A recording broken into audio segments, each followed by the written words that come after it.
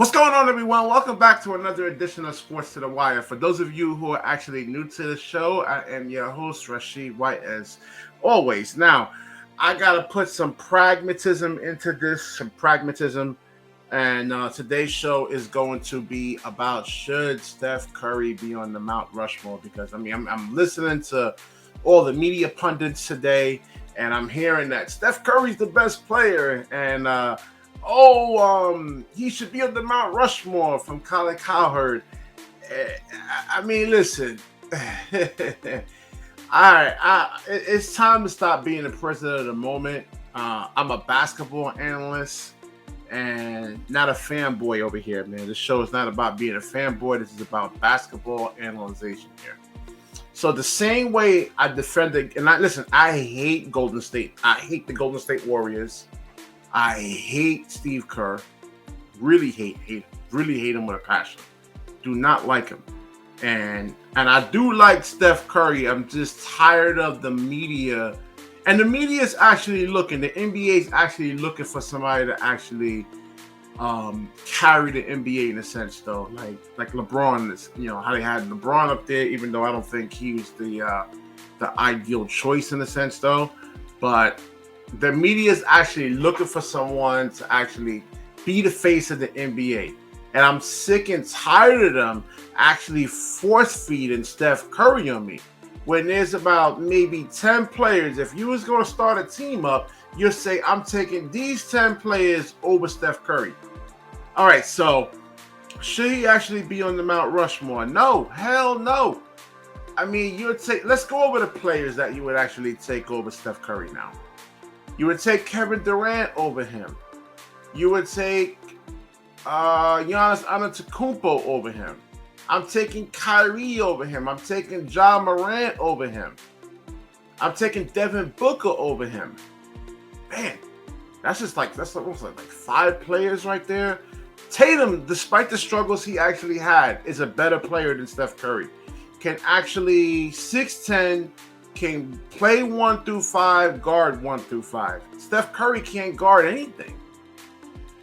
They have to hide him all the time. So he's a very good team defender, but as far as an actual individual defender, no. Oh boy.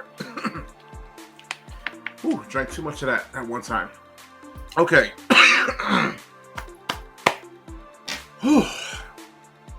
All right, so listen, this championship doesn't mean anything. Oh, what was I saying?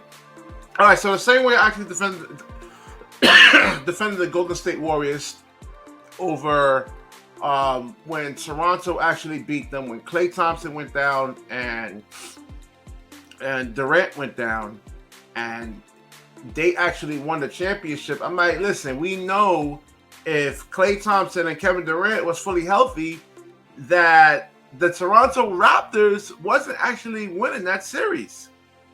So it's the same thing over here. We have a Boston Celtics team that arguably shouldn't be actually, it's a second round team at best.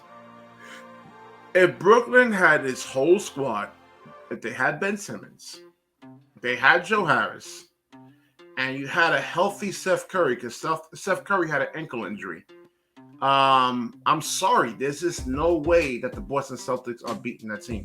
It's too much offensive firepower. Great, as you can see with the championship, great offense actually beats good defense any day. All right, so that whole 4 games was decided by 18 points.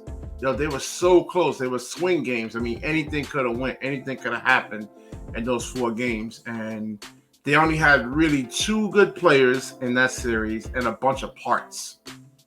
You go to the Milwaukee Bucks team, that went 7 games. Chris Middleton was actually playing. Then we know the result. I'm sorry.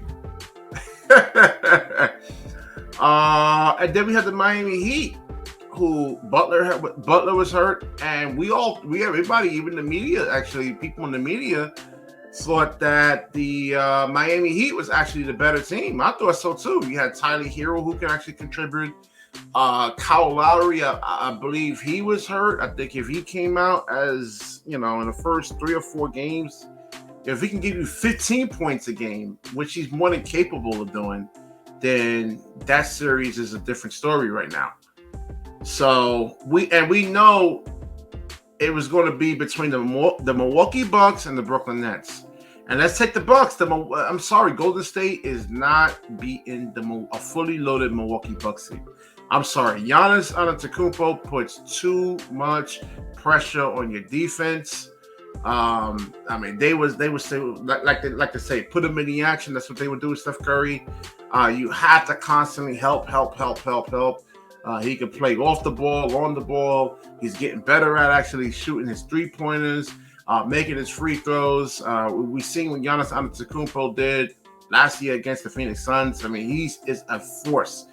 And I recommend you guys actually go watch him in person, as I did about 5 years ago. And I mean, it's way better now. So it's like playing billiards. If anybody actually played pool, you play pool. I mean, I could do a whole channel on pool. I've been playing for 22 years.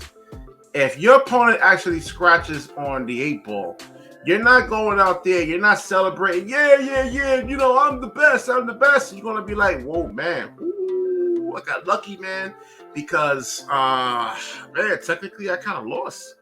Now, with the Boston Celtics, I mean, I think they had a lot of issues, specifically offensively. Marcus Smart has to give you more offense. You have Steph Curry guarding you. You have to attack him.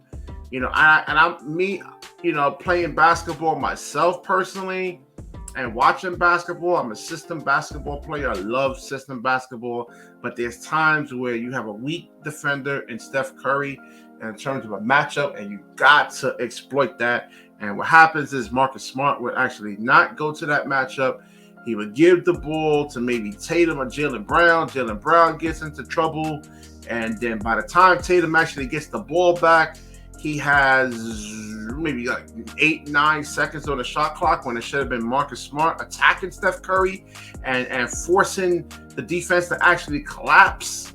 And then you can actually give the ball up to Tatum with like maybe, 16 seconds to work with. I think the offense would have been much, much more fluid.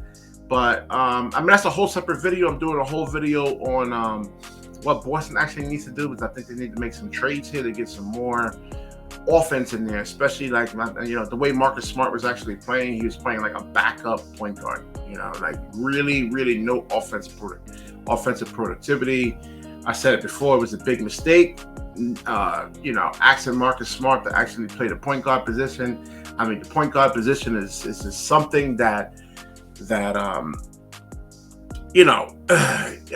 guys has been doing that for years and years and years. High school, AAU, and now you're asking Marcus Smart to actually do this on the highest levels with the pressure. There's some offensive limitations from him. So just Golden State got lucky. You played a first-round team and you beat them.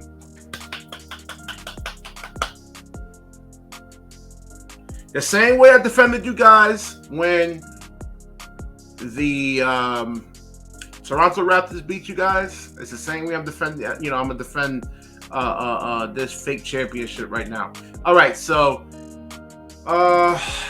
if you like the video, please like, comment, subscribe. Certainly share this video. When you share, the universe certainly shares back with you. Peace.